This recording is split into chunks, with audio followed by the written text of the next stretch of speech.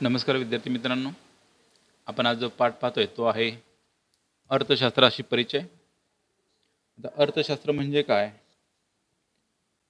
ही माहिती आपण या पाठामध्ये आपण पाहणार आहोत। तुमचा अर्थशास्त्राशी परिचय हा आपल्या कुटुंबामधूनच होत असतो। म्हणजे प्रत्येक कुटुंबातील व्यक्तींना हा अर्थशास्त्राचा परिचय हा होत असतो। त्याची माहिती आपण या पाठामध्ये पाहणार आहोत आणि सांगा पाहू या भागामधून आपण पाहतोय की आपण कसा अर्थशास्त्राचा आपला परिचय होतोय। ठीक आहे, तर चला पाहूया आपण।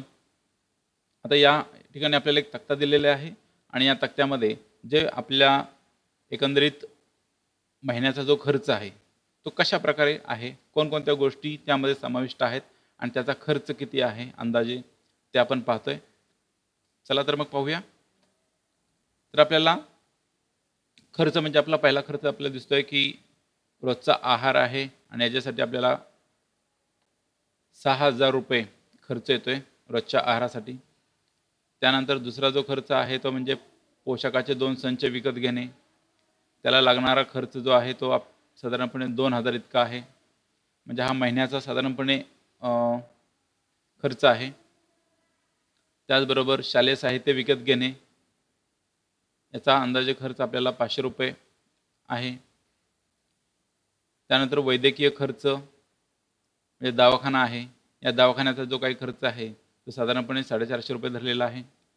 त्यानंतर मनोरंजन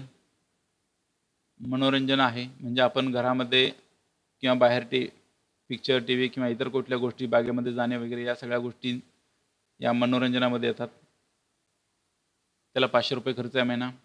त्यानंतर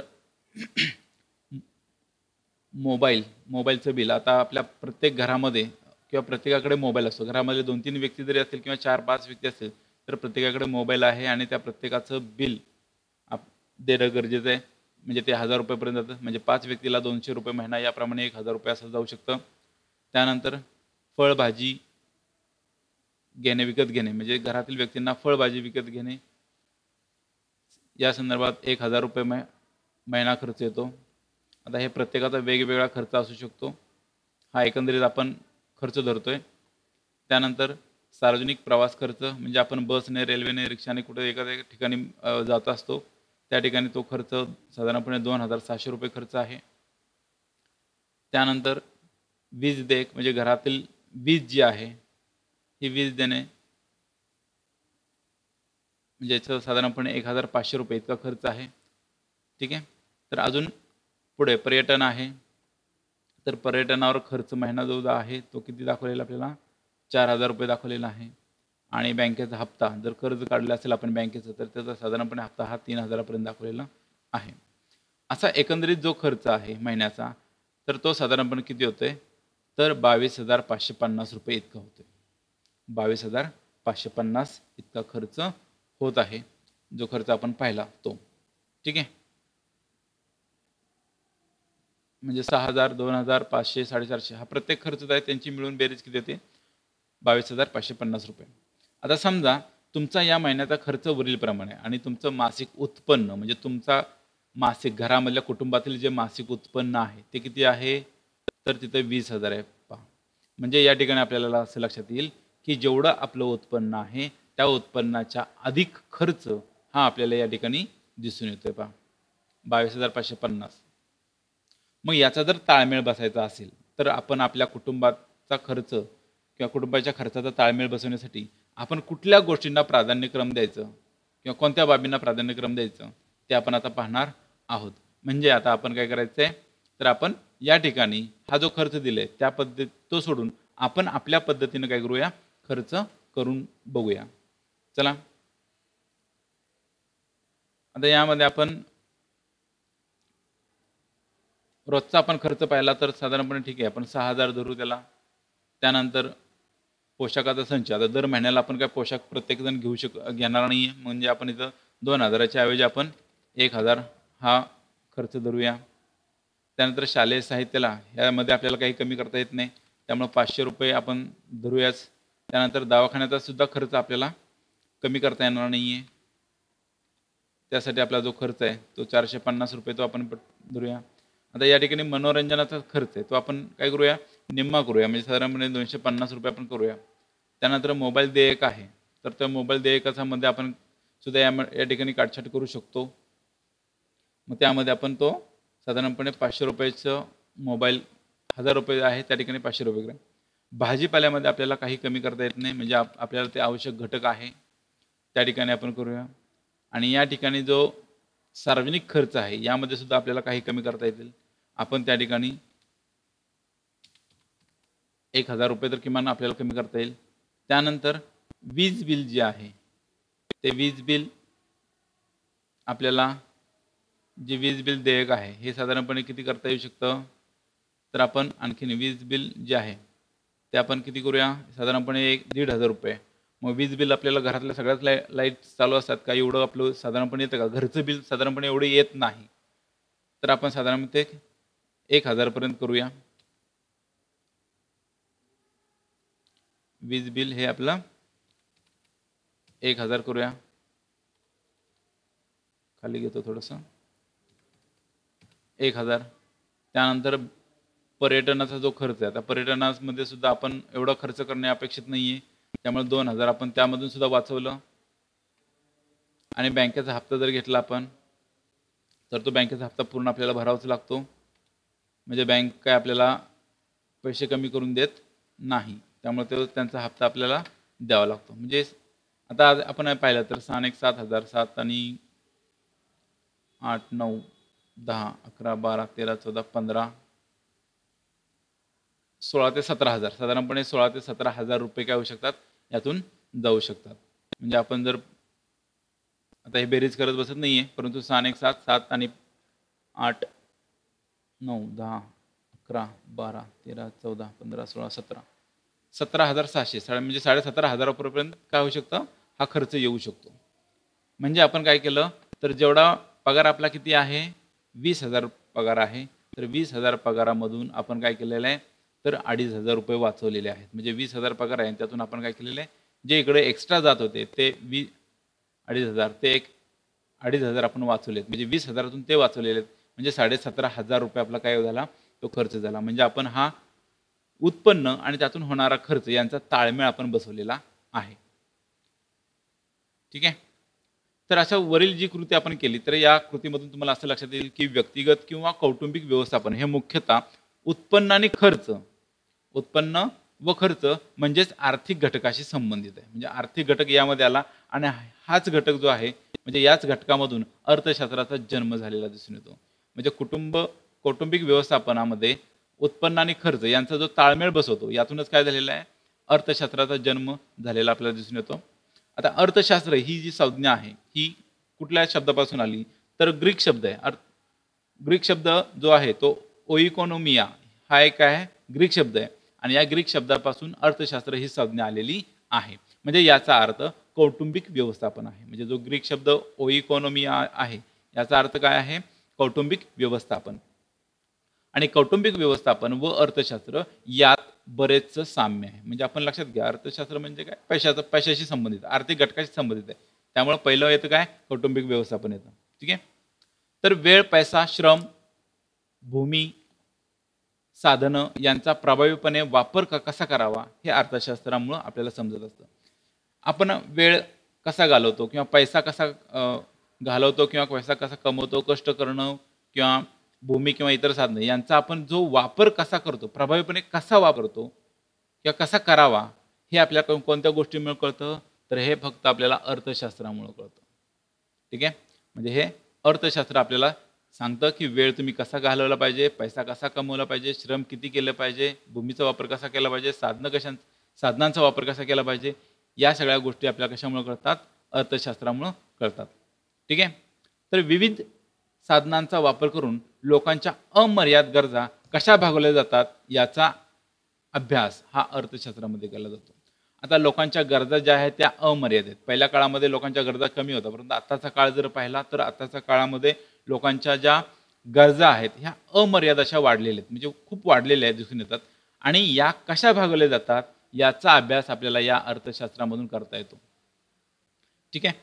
तर लिओनेल रॉबिन्सन यांच्या मते अमर्याद गरजा म्हणजे त्याला आपण हाव म्हणतो, म्हणजे जी अपेक्षित नाही अशी गरज आपण निर्माण करतो त्याला आपण हाव म्हणतो. तर अमर्यादित गरजा त्याला आपण हाव म्हणतो आणि मर्यादित, दुर्मिळ व पर्यायी उपयोगी साधने यांचा मेळ घालणाऱ्या मानवी प्रयत्नांचा अभ्यास करणारं शास्त्र म्हणजे अर्थशास्त्र. म्हणजे ही व्याख्या जी आहे ती लिओनेल रॉबिन्स यांनी ही व्याख्या निर्माण केलेली आहे. अमर्यादित गरजा आणि मर्यादित दुर्मिळ व पर्यायी उपयोगी साधने यांचा मेळ घालणारं जे मानवी प्रयत्नांचा अभ्यास आहे आणि या अभ्यासाचा अभ्यास करणारं जे शास्त्र आहे त्याला आपण काय म्हणलेलं आहे, अर्थशास्त्र असं त्यांनी म्हटलेलं आहे. ठीक आहे. कुटुंबाचं जसं आर्थिक व्यवस्थापन असतं जसं आपण आपल्या कुटुंबाचं आर्थिक व्यवस्थापन करत असतो तसंच एखाद्या गावाचं व्यवस्थापन असतं, शहराचं व्यवस्थापन असतं, राज्यांचं व्यवस्थापन असतं, देशाचं असतं आणि जगाचं देखील आर्थिक व्यवस्थापन असतं. त्यामुळे आपण गावामध्ये आपल्याला ग्रामसभेमध्ये, शहरांमध्ये आपल्याला शहरांच्या सुद्धा बऱ्याच गोष्टी, आर्थिक गोष्टी आपल्याला माहिती असतात. राज्यांचं आपल्याला आर्थिक बजेट सादर केल्यानंतर किंवा देशाचं आर्थिक बजेट सादर केल्यानंतर आपल्याला त्यांचं आर्थिक व्यवस्थापन समजून येतं. ठीक आहे. म्हणजे या माध्यमातून आपल्याला देशाचं सगळ्या गोष्टींचं काय करू शकतो, आर्थिक व्यवस्थापन आपल्याला माहिती होत असतं. म्हणजे कुटुंबाचं जसं आहे तसं इतर गोष्टींचं सुद्धा काय आहे, आर्थिक व्यवस्थापन असतं. आता भौगोलिकदृष्ट्या विचार केल्यास विशिष्ट भूप्रदेशामधील उत्पादन, वितरण तसेच वस्तू व सेवांचा उपभोग यांच्याशी संबंधित असलेले उपक्रम म्हणजे अर्थव्यवस्था. आता अर्थव्यवस्था कशाला म्हणायचे, तर जे भौगोलिकदृष्ट्या विचार केला तर एखादा विशिष्ट भूप्रदेश आहे त्या भूप्रदेशामध्ये होणारं उत्पादन, तिथून होणारं वितरण तसेच तेथील वस्तू आणि सेवा या सेवांचा उपभोग यांच्याशी संबंधित असलेले जे काही उपक्रम आहेत त्यालाच आपण काय म्हणतो, अर्थव्यवस्था असं म्हणतो. ठीक आहे. आता जागतिक स्तरावर अर्थव्यवस्थेचे 3 प्रकार आहेत. जगाच्या पातळीवर आपण पाहिलं तर अर्थव्यवस्थेचे किती प्रकार आहेत, 3 प्रकार आहेत. त्यामध्ये आपल्याला दिसून येतात, एक आहे भांडवलशाही अर्थव्यवस्था, दुसरी आहे समाजवादी अर्थव्यवस्था आणि तिसरी आहे मिश्र अर्थव्यवस्था. असे 3 प्रकार या अर्थव्यवस्थेचे आहेत. त्यामध्ये आपण क्रमाक्रमाने पाहणार आहोत अर्थव्यवस्था. त्यामध्ये आपण पहिली पाहतोय ती म्हणजे भांडवलशाही अर्थव्यवस्था. तर भांडवलशाही अर्थव्यवस्थेमध्ये उत्पादनांच्या साधनांची मालकी आणि व्यवस्थापन हे कोणाकडे असतं, खाजगी व्यक्तींकडे असतं. म्हणजे कंपनी असतील, कारखाने असतील, हे कोणाच्या मालकीचे असतात, तर खाजगी मालकीचे असतात. त्यामध्ये सरकारचा काहीही सहभाग नसतो, खाजगी मालकीचे असते, हे लक्षात घ्यायचं. आता या भांडवलशाहीमध्ये काय, अर्थव्यवस्थेमध्ये काय असतं, तर मुख्य हेतू म्हणजे काय असतो, कमाल नफा मिळवणं. कमाल म्हणजे जास्त, म्हणजे जास्तीत जास्त नफा मिळवणं, फक्त एवढंच उद्दिष्ट असतं, नफा मिळवणं. भांडवलशाही अर्थव्यवस्थेमध्ये काय असतं, तर त्या मालकाला काय मिळवायचा असतो, म्हणजे त्या खाजगी मालकाला नफा मिळवायचा असतो, म्हणजे पैसा मिळवायचा असतो. म्हणजे हा त्याचा मुख्य हेतू. आता ही जी भांडवलशाही अर्थव्यवस्था ही कुठल्या कुठल्या देशांमध्ये आहे, तर जर्मनी आहे, जपान आहे, अमेरिकेची संयुक्त संस्थाने आहेत. अशा देशांनी ही काय केलेली आहे, अर्थव्यवस्था स्वीकारलेली आहे. म्हणजे खाजगी अर्थव्यवस्था किंवा त्यालाच आपण भांडवलशाही अर्थव्यवस्था असं म्हणतो, की ज्याच्याकरून फक्त नफा मिळवणे हा एवढाच उद्देश असतो. आणि ही जी अर्थव्यवस्था काही देशांमध्ये आहे ते म्हणजे जर्मनी, जपान, अमेरिकेची संयुक्त संस्थाने या देशांमध्ये. दुसरी जी आहे ती समाजवादी अर्थव्यवस्था आहे. दुसरी जी आहे ती समाजवादी अर्थव्यवस्था, की ज्याच्यामध्ये समाज अर्थव्यवस्थेमध्ये काय आहे, तर अर्थव्यवस्थेतील उत्पादनाचे घटक एकत्रितरित्या संपूर्ण समाजाच्या मालकीचे असतात, म्हणजे सरकारी मालकीचे असतात. लक्षात घ्या, समाजवादी जी अर्थव्यवस्था आहे ती कशी आहे, तर समाजवादी अर्थव्यवस्थेमध्ये उत्पादनाचे घटक एकत्रितरित्या काय होतात, पूर्ण समाजाच्या मालकीचे असतात, म्हणजे सरकारी मालकीचे असतात. त्याला आपण समाजवादी अर्थव्यवस्था म्हणतो. म्हणजे यातून काय होतं, तर सामाजिक कल्याण साधणं हा समाजवादी अर्थव्यवस्थेचा काय असतो, मुख्य हेतू असतो. म्हणजे आपल्याला हे लक्षात येईल, भांडवलशाही अर्थव्यवस्था ही एखाद्या खाजगी मालकीच्या व्यक्तीलाच नफा मिळवून देते, परंतु समाजवादी अर्थव्यवस्था जी आहे ही पूर्ण समाजाच्या कल्याणासाठी ही अर्थव्यवस्था निर्माण केली जाते. म्हणजे मुख्य हेतू त्याचा आहे की सामाजिक कल्याण साधणं, म्हणजे त्या देशातील सर्व लोकांचा कल्याण साधणं हा त्यांचा मुख्य हेतू असतो. आणि ही जी अर्थव्यवस्था आहे ही चीन, रशिया या देशांनी स्वीकारलेली आहे. चीन आणि रशिया या देशांनी काय केलेलं आहे, ही अर्थव्यवस्था स्वीकारलेली आहे. ठीक आहे. त्यानंतर आपण तिसरी जी आहे अर्थव्यवस्था ती आहे मिश्र अर्थव्यवस्था. ती कुठली आहे? मिश्र अर्थव्यवस्था आहे. आणि ही मिश्र अर्थव्यवस्था जी आहे ती कशाला म्हणायचं मिश्र अर्थव्यवस्था? तर या मिश्र अर्थव्यवस्थेमध्ये सार्वजनिक आणि खाजगी क्षेत्रांचं सह अस्तित्व असतं. म्हणजे भांडवलशाही आणि समाजवादी दोन्हीही यामध्ये असतात. म्हणजे खाजगी आणि सार्वजनिक क्षेत्रांचं काय असतं? सहअस्तित्व असतं. म्हणजे या अर्थव्यवस्थेमध्ये नफा आणि सामाजिक कल्याण यांचा योग्य काय केला जातो? सहसंबंध राखला जातो. नफा पण मिळवायचा आणि समाजाचं कल्याण सुद्धा साधायचं. म्हणजे या दोन्ही गोष्टी काय केल्या जातात? राखल्या जातात. आणि ही जी अर्थव्यवस्था आहे ती कोणकोणत्या देशामध्ये आहे? तर ती आपला देश भारत, त्यानंतर स्वीडन, त्यानंतर युनायटेड किंगडम म्हणजे इंग्लंड या देशांनी काय केलेली आहे? ही अर्थव्यवस्था स्वीकारलेली आहे. परंतु आज आपण पाहिलं तर आज आपल्या जी मिश्र अर्थव्यवस्था आहे ती कुठं चाललेली आहे? ती भांडवलशाही अर्थव्यवस्थेकडे चाललेली आहे. म्हणजे भारताची जी आता मिश्र अर्थव्यवस्था आहे ती काय चाललेली आहे? भांडवलशाही अर्थव्यवस्थेकडे चाललेली आहे. हे लक्षात येतं. ठीक आहे. आता अर्थव्यवस्थेची वैशिष्ट्ये कोणती कोणती अर्थव्यवस्थेची वैशिष्ट्ये आहेत? तर भौगोलिक क्षेत्र व नैसर्गिक साधनसामुग्री. म्हणजे जे एखादे भौगोलिक ठिकाण आहे आणि नैसर्गिक तिथं त्या ठिकाणी असलेली नैसर्गिक साधनसामुग्री हे एक अर्थव्यवस्थेचं वैशिष्ट्य आहे. त्याचबरोबर लोकसंख्या म्हणजे देशामध्ये किती लोकसंख्या आहे हे सुद्धा एका अर्थव्यवस्थेचं प्रमुख वैशिष्ट्य. म्हणजे लोक जास्तीत जास्त काम करू शकतात त्यामुळे ते काय आहे? अर्थव्यवस्थेची वैशिष्ट्य आहे. म्हणजे भारत आपण जर पाहिला तर भारतामध्ये काम करणाऱ्यांची संख्या काय आहे? जास्त आहे. त्याचबरोबर राजकीय सार्वभौमत्व हे सुद्धा काय आहे? एक अर्थव्यवस्थेचं वैशिष्ट्य आहे. आणि विविध प्रकारचे व्यवसाय हे सुद्धा काय आहेत? आपल्या अर्थव्यवस्थेचं प्रमुख वैशिष्ट्य आहेत. मग त्यामध्ये शेती असेल, शेती प्राथमिक व्यवसाय आहे, शिकवण असेल तर तृतीयक व्यवसाय आहे. हे असे अनेक व्यवसाय किंवा कारखाने असतील त्यामध्ये काम करणं म्हणजे हे सगळे काय आहेत? या अर्थव्यवस्थेची प्रमुख वैशिष्ट्य आहेत. ठीक आहे. त्यानंतर आपण पाहतोय माहीत आहेत का तुम्हाला? तर लक्षात घ्या ॲडम स्मिथ हे जे व्यक्ती आहे ती अर्थशास्त्राचे जनक असं त्यांना मानलं जातं. ॲडम स्मिथ यांना अर्थशास्त्राचं जनक असं मानलं जातं. आणि त्यांनी एक ग्रंथ प्रकाशित केलेला आहे 1776 मध्ये. त्याचं नाव आहे राष्ट्रांची संपत्ती. त्यालाच वेल्थ ऑफ नेशन्स असं म्हटलेलं आहे. आणि या ग्रंथामध्ये त्यांनी अर्थशास्त्र म्हणजे काय तर त्याची व्याख्या दिलेली आहे. तर अर्थशास्त्र म्हणजे संपत्तीचे शास्त्र आहे अशी व्याख्या त्यांनी या आपल्या राष्ट्राची संपत्ती या पुस्तकामध्ये केलेली दिसून येते. ठीक आहे. त्यानंतर नेहमी लक्षात ठेवा तर अर्थशास्त्र जो आहे तो एक महत्त्वपूर्ण सामाजिक विषय आहे. त्यानंतर विविध व्यवसाय, वित्तपुरवठा, प्रशासन, कायदा तसेच आपल्या दैनंदिन कार्यक्षेत्रामध्ये अर्थशास्त्राचा मोठ्या प्रमाणावर काय केला जातो? उपयोग केला जातो. आणि मानवाच्या सामाजिक प्रगतीमध्ये अर्थशास्त्राचं काय आहे? खूप महत्त्व आहे हे आपल्याला दिसून येतं. त्यानंतर पाहतोय आपण अर्थव्यवस्थेचे जागतिकीकरण. जागतिकीकरण म्हणजे काय? तर सर्व जगामध्ये म्हणजे सर्व देशांनी एकत्र किंवा सर्व देशांनी मिळून व्यापार करणं किंवा प्रत्येक देशामध्ये आपण व्यापार करू शकतो त्याला आपण काय म्हणू शकतो? जागतिकीकरण. ठीक आहे. म्हणजे सध्याची आर्थिक धोरणं ही अर्थव्यवस्थेला जागतिकीकरणाकडे घेऊन जाते. म्हणजे आता प्रत्येक देश काय करतोय? इतर देशांना आपल्या देशामध्ये कंपन्या स्थापन करणं किंवा आपल्या उद्योगधंदे उभारा यासाठी प्रयत्न करत आहे. याला आपण काय म्हणू शकतो? जागतिकीकरण. म्हणजे खुली बाजारपेठ किंवा खुली अर्थव्यवस्था आपण काय करत आहोत? निर्माण करत आहोत. त्यालाच आपण जागतिकीकरण असं म्हणू शकतो. तर जागतिकीकरण म्हणजे काय?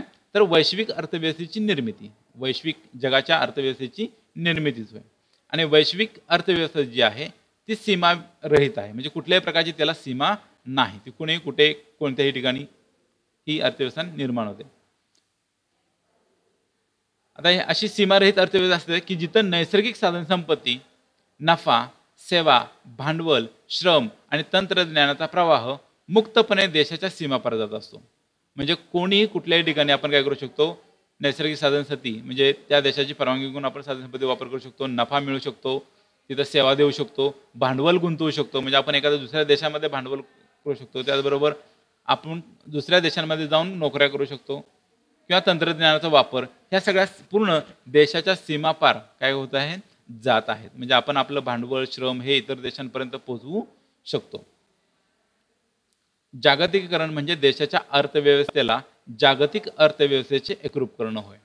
जागतिक अर्थव्यवस्था म्हणजे काय किंवा जागतिकीकरण म्हणजे काय तर देशाची जी अर्थव्यवस्था आहे त्या देशाच्या अर्थव्यवस्थेला जगाशी किंवा जगाच्या अर्थव्यवस्थेशी एकरूप करणं किंवा जागतिक अर्थव्यवस्थेशी एकरूप करणं. यामध्ये काय असतो मुक्त व्यापार असतो. काय असतो मुक्त व्यापार असतो व गुंतवणुकीवरील सर्व बंधने काढून टाकली जातात.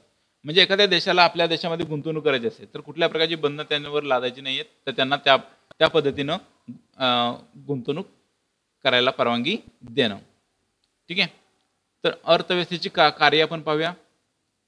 तर प्रत्येक देशाची अर्थव्यवस्था ही वेगळी असते. म्हणजे प्रत्येक देश भांडवलशाही नसतो, प्रत्येक देश समाजवादी नाही आहे किंवा प्रत्येक देशामध्ये मिश्र अर्थव्यवस्था नाही. म्हणजे प्रत्येक देशाची अर्थव्यवस्था ही काय असते वेगवेगळी असते. आपण पाहिलं अमेरिकेची अर्थव्यवस्था वेगळी आहे, जपानची वेगळी आहे, भारताची वेगळी आहे, स्वीडनची वेगळी आहे, रशियाची वेगळी आहे, चीनची वेगळी. म्हणजे ह्या प्रत्येक देशांची वेगवेगळी आहे. म्हणजे भारताची चीनची एकसारखी नाही आहे किंवा रशियाची आणि अमेरिकेची एकसारखी नाही आहे. प्रत्येकाची वेगवेगळी अर्थव्यवस्था आहे. तरीही प्रत्येक अर्थव्यवस्थेची प्रमुख कार्य मात्र काय केलेली आहेत ठरलेली आहेत. मग आता त्यामधले काही कार्य जे आहेत ते आपण पाहतोय. म्हणजे एक पहिलं कार्य जे आहे ते म्हणजे कोणत्याही वस्तूचं किती उत्पादन करायचं याचा निर्णय घेणं. म्हणजे अर्थव्यवस्थेमध्ये सुद्धा काय आहे मग भांडवलशाही असो, समाजवादी असो अथवा मिश्र अर्थव्यवस्था असो, त्यामध्ये पहिलं कार्य काय आहे की वस्तूचं किती उत्पादन करायचं याचा निर्णय घेणं. दुसरं उत्पादन खर्चामध्ये जास्तीत जास्त काटकसर करणं. म्हणजे उत्पादन तर करायचं पण त्या उत्पादन खर्चामध्ये काय करायचं आहे काटकसर करणं. हे त्या अर्थव्यवस्थेचं एक काय आहे कार्य आहे. त्यानंतर राष्ट्रीय उत्पन्नाचं सामाजिक न्यायानुसार वाटप करणं. म्हणजे राष्ट्रीय उत्पन्न आहे त्या राष्ट्रीय उत्पन्नाचं काय करणं सामाजिक व आर्थिक न्यायानुसार काय करणं वाटप करणं. म्हणजे सगळ्याच गोष्टीसाठी शेतीसाठी असेल, कारखान्यासाठी असेल किंवा इतर रस्ते असेल किंवा एज्युकेशन असेल या सगळ्यांसाठी समान न्यायानुसार काय करणं वाटप करणं. त्याचबरोबर भविष्य काळातील आर्थिक गरजा भागवण्यासाठी योग्य ती तरतूद करून ठेवणं. तर अशा अनेक संकट येत असतात त्यामुळे भविष्य काळामधील आर्थिक गरजा भागवण्यासाठी काय करायची योग्य ती तरतूद करून ठेवणं हे एक त्या अर्थव्यवस्थेचा भाग असतो. त्याचबरोबर उत्पादन कोणासाठी करावं याबद्दल निर्णय घेणं. म्हणजे उत्पादन कोणासाठी करायचं आपल्याला यासाठी सुद्धा काय करणं निर्णय घेणं. आणि अशा प्रकारे अमर्यादित गरजा व मर्यादित साधनं यांचा मेळ घालण्याचा प्रयत्न काय केला जातो अर्थव्यवस्थेमध्ये केला जातो. ठीक आहे. त्यानंतर तुम्ही काय करायचं आहे विद्यार्थ्यांनी या ठिकाणी आपण जसं आता हा आपण महिन्याचा खर्च पाहिला तो पुस्तकामधला महिन्याचा खर्च पाहिलेला आहे. तर प्रत्येक मुलाने काय करायचं आहे आपल्या घर या पद्धतीनं आपल्या घराचा जो खर्च आहे तो खर्च काय करायचा आहे म्हणजे घराचं आपलं एकूण उत्पन्न किती म्हणजे आपले वडील काम करतात, आपली आई काम करते, तर त्यांचा महिन्याचा पगार किती येतो तो आपण मांडायचा आणि आपल्या घरामधला रोजचा आहाराचा नाश्ता तर किती किती खर्च जातो, पोशाख किती आपण विकत घेतो महिन्याला, शालेय साहित्य किती रुपयामध्ये घेतो, वैद्यकीय खर्च किती करतो, मनोरंजन म्हणजे ह्या सगळ्या गोष्टींचा खर्च आपण एका मांडून घ्यायचा आहे आणि येणारा पगार यांचा ताळमेळ किती होतो ते आपण बघायचं आहे. म्हणजे बचत होते का आपला अतिरिक्त खर्च होतो या सगळ्या तुम्ही गोष्टी बनवायच्या आहेत. ठीक आहे. जर हा व्हिडिओ तुम्हाला आवडला तर लाईक करा आणि सबस्क्राईब करा. धन्यवाद.